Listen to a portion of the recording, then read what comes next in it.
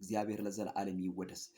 ውድ የእግዚአብሔር ቤተሰቦች እኛ ጋር ቅዱስ የሆነ መንፈስ አለ። እኛ ጋር የሚያስረዳ የሚነግረን አቅጣጫ የሚያሳየን የእግዚአብሔር መንፈስ አለ። ይህንን የዳነ ዳግም የተወለደ ጌታ ኢየሱስ ክርስቶስን እንደ ግል አዳኝ አድርጎ የተቀበለ ይህንን ያውቀዋል። ቀጥታ በፌስቡክ ያላችሁ፣ ቀጥታ በቲክቶክ ያላችሁ፣ ማህበራዊ ሚዲያ ላይ ይህንን መልእክት የምትሰሙ አንድ ነገር ልበላችሁ። በዚህ ዘመን ይኸው አሁን ዛሬ 7ኛ ወር 2017 ላይ ያለው በዚህ ዘመን እግዚአብሔርን ሳትጠይቁ አትውጡ። በዚህ ዘመን የእግዚአብሔርን ፍቃድ ሳታውቁ አትውጡ። የእግዚአብሔርን ድምፅ ሳትሰሙ አትውጡ። ኖ እግዚአብሔር ኖ ካለ የለበትም። ኖ ነው በቃ ይዙ ይውላል እግዚአብሔር።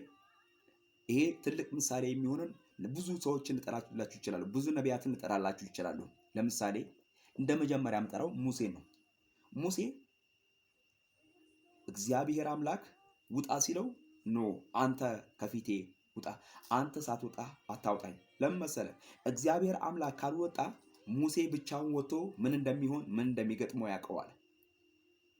ሙሴ ብቻውን ሲወጣ መሸነፍ ይሆንበታል። ሙሴ ብቻውን ሲወጣ መማረክ ይሆናል። ሙሴ ብቻውን ሲወጣ ምናልባት ሊስት ይችላል። ሙሴ ብቻውን ሲወጣ ድላማ ላይሆን ይችላል። ውጤታማ ላይሆን ይችላል።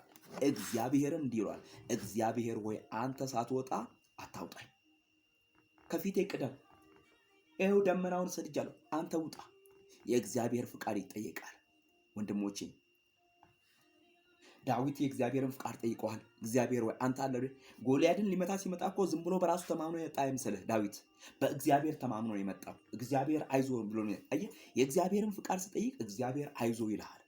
የእግዚአብሔርን ፍቃድ ስጠይቅ ውጤታማ ትሆናለህ። የእግዚአብሔርን ፍቃድ ስጠይቅ ትርፋማ ትሆናለህ።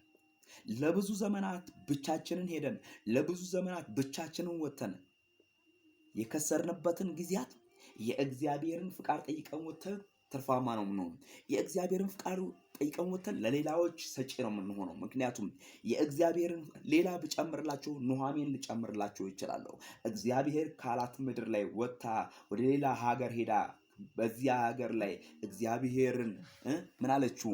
አሳዝኖኛል ብላ ወይም ደግሞ እግዚአብሔር አምላክ አስመርሮኛል ስትል ኑሃሚን አትበሉኝ ማራ ያለችው የእግዚአብሔርን ፍቃድ ሳትጠይቅ ወጥታ ነው።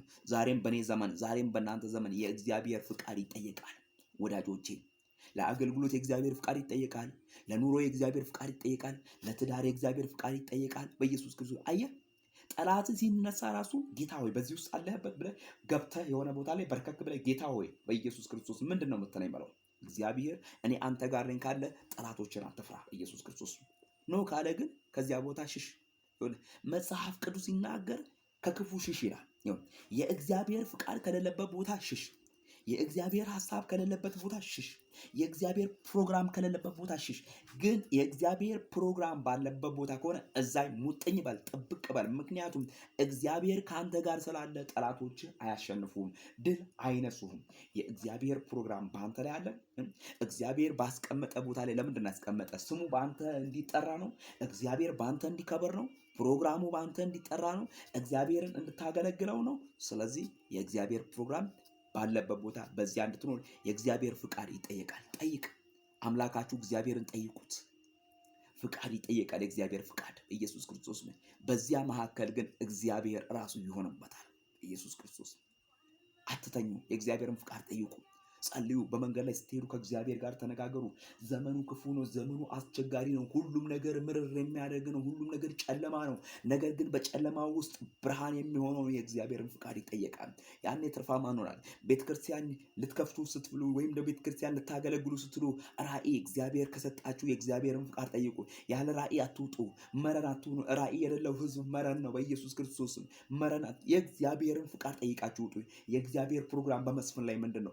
የእግዚአብሔር ፕሮግራም በቤቱ ላይ ምንድን ነው? የእግዚአብሔር ፕሮግራም በልጆቹ ላይ ምንድን ነው? እግዚአብሔር አለ። በእርግጥ በእኛ ላይ እግዚአብሔር አለ። በእኛ በኑሮ በስራ ላይ እግዚአብሔር ይጠይቃል። በምትሰራበት ስራ ላይ ጠላት ሲነሳ በእግዚአብሔር ይጠየቃል። በኢየሱስ ክርስቶስ በርከክ እግዚአብሔርን አውራው።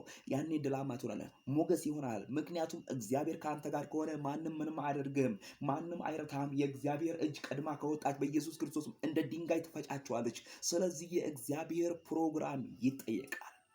እግዚአብሔር ሆይ ምንድን ነው የምትለኝ? ዘንድሮ እግዚአብሔር ሆይ ከኔ ጋር አለ። ዘንድሮ በምሰራው ስራ እግዚአብሔር ሆይ አለ። ዘንድሮ በምነግደው ንግድ አለ። ዘንድሮ በምሰብከው ስብከት አለ። ዘንድሮ በኢየሱስ ምንድን ነው የምታሳየኝ? ምልክትን ስጠኝ። ብቻዬን አልውጣ በኢየሱስ ክርስቶስ። ብቻዬን ወጥቼ ትርፋማ አልሆንም። ብቻዬን ወጥቼ አገልጋይ አልሆንም በኢየሱስ። ብቻዬን ወጥቼ ፊደል ይዤ ነው የምወጣው። ብቻዬን ስወጣ በኢየሱስ ክርስቶስ ምርኮን አልማርክም። ጌታ ሆይ አንተ ከፊቴ አለህ ይባላል። የእግዚአብሔር ፍቃድ ይጠየቃል። እግዚአብሔር አምላክ ፍቃዱን ስንጠይቅ እግዚአብሔር ከፊታችን ከወጣ ያኔ ደግሞ እኛ ትርፋማ እንሆናለን። ስሙ ለዘላለም ይባረክ። እግዚአብሔር ቀድሞ ከወጣ በኢየሱስ ጠላቶች አያሸንፉም። ምክንያቱም እግዚአብሔር ቀድሞ ሲወጣ ምን ይሆናል መሰለ? ጠላት ፊት ላይ ይወድቃል። እግዚአብሔር ቀድሞ ሲወጣ በኢየሱስ ክርስቶስ በአንተ ላይ ክፋትን የሚማከር በኢየሱስ ክርስቶስም ቋንቋ ይደበላለቃል። እግዚአብሔር ቀድሞ ሲወጣ ምን ይሆናል? በአንድ በኩል የመጣ ጠላት በሰባት በኩል ይበተናል። እግዚአብሔር ቀድሞ ሲወጣ ምን ይሆናል መሰለ? ጠላቶችን እንደ እንጀራ ትበላቸዋለህ። እግዚአብሔር ቀድሞ ሲወጣ በኢየሱስ ክርስቶስ ኮቴን የፈረስ ኮቴ አድርጎ በአንድ በኩል የመጣውን ጠላት በሰባት በኩል ይበታተንልሃል። እግዚአብሔር ቀድሞ ሲወጣ በኢየሱስ ክርስቶስም ሞገስ ይሆንልሃል።